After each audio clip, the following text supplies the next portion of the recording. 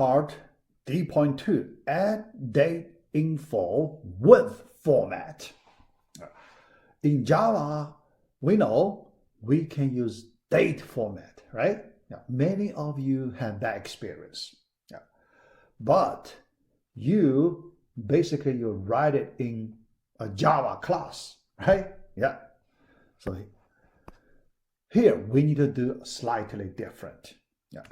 Let's see.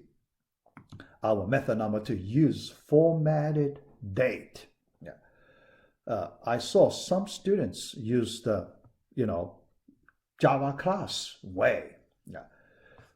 In the Java class way, so you can copy, you can get a standard date format way, but when you output it in a Java program, when you output it, typically you use this way. System.out.print ln, right? So then your formatted string here. So here you can see that's the typical way. But here we should do things differently. Why? Because look at our environment. We need to write our information in JSP. That one is in .java class, right? That's different. The way we write the output should be different. So here I want to point that out. All right, so let's look at the example. First, we need to import these 2 packages. The first one is for the date, new date from the util. Second one, simple date format comes from java.text, that package. All right. Then we need to define the format we like to use in our date. New simple date format, when you call the constructor, you pass the format string pattern. Double capital M, month, 2-digit month. Capital M, not little m. If you use little m, that's the minutes. Minute format. Minute format, you use little m. So month format, you use capital M. Dash, double digit date number, dash 4-digit year number. Suppose you use this format. Here, I just use example. Okay, Then the output. Now the output. If you look at your old way, you have system, but when you do it in Java, in JSP, right? Remove system. Only use out. Do not use system. Okay? System is not available. Capital system is not available in JSP. All right? And what is this out, right? You may wonder, what's the meaning of this out? Remember, I mentioned that concept before, implicit object. This out is another implicit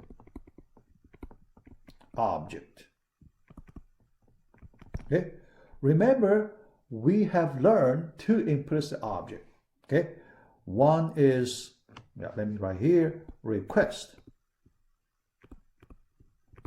Another is response.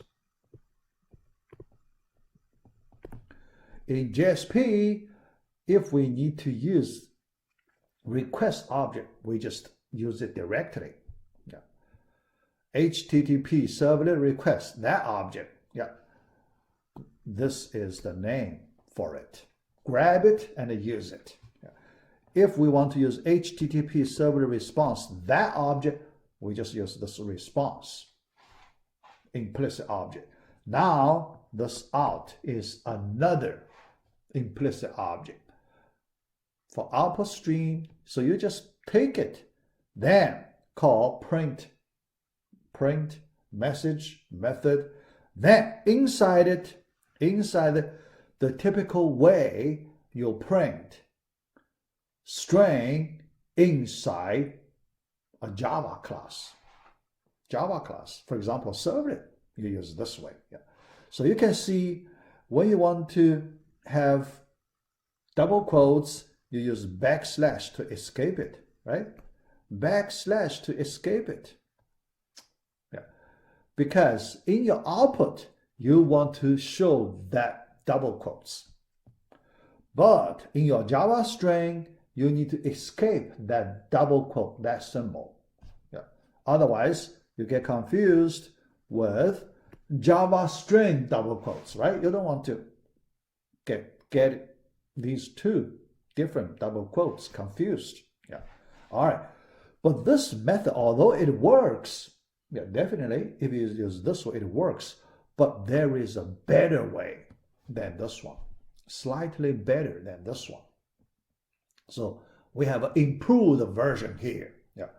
Why better? Because here, double quotes, backslash, so that kind of way, not the best way. Yeah. I explained that before, right? Two different environments, HTML environments, Java environments. Yeah. So easier to get error. Yeah. So better one, we use the JSP, typical JSP way. So that will be better. Yeah. All right. So this is the JSP way, because for the HTML part, you leave the HTML part as is. No change at all, right? Leave HTML content as is. No change. But in this previous way, you need to modify the HTML part a little bit. Yeah. So that's not very convenient. Yeah.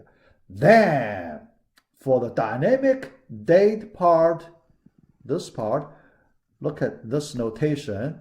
So we use JSP expression another time. JSP expression. Okay. FT, so that format object, dot format method, parenthesis, the D now, the current date information, we put there. After the format, we see a string. So that's what we want to do. All right. So here you can see, yeah, when we need to do multiple lines formatting, you have to use several lines. Yeah. So then you need to put your JSP scriptlet. Yeah. Many lines, several lines. Not in our first method, D.1, only one line. Yeah. Here, you have to use multiple line way to do the format. Yeah. All right, so let's go back to the Eclipse, the example, and we put a new code there and test it and see what happens. Yeah. Let's go there. All right. Yeah. In order to save you time, I put things here. Yeah. Still, I just modify our previous index2.jsp. So we do not need to reset welcome file. We just use the current welcome file. All right. The first two lines import two packages. Yeah. So then the date, two lines define date format. Yeah. Then the content display line, we use the typical JSP way. Here it is a JSP expression. And then we save, we run this project another time and see what is the result. Yeah. All right. So let's run this same project as I did in D.1. Yeah. Oh, yeah.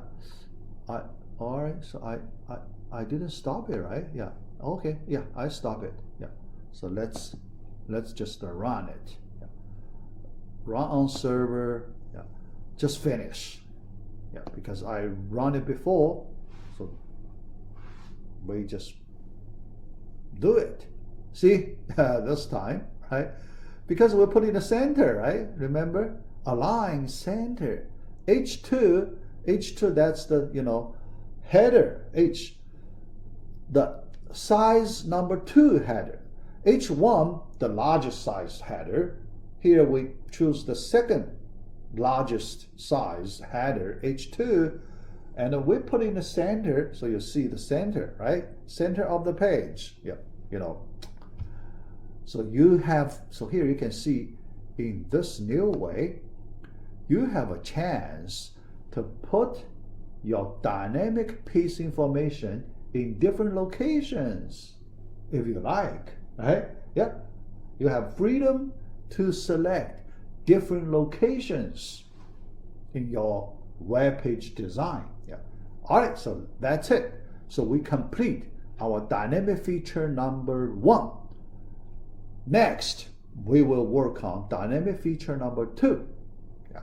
I will split it into several small pieces to give you better understanding. All right, yeah.